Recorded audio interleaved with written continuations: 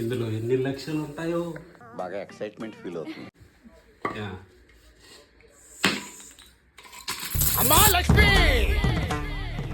ఎవరెవరికో ఇచ్చా నాయే కాదు మోని డబ్బులా ఇంకెవరియా మన డబ్బులు.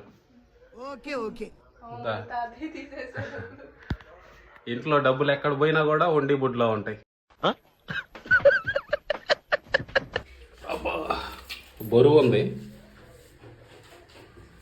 ఇట్టే పగలు కొట్టేస్తా మోని. ఎట్టయినా పగలుతుల్లా ఫైనల్గా.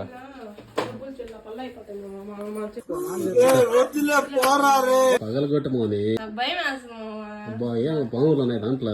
నాకు బంధం లేదు పగలగొట్టు.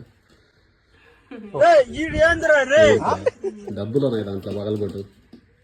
కష్టపడి దాచుకుంటే అట్టే ఉంటుంది.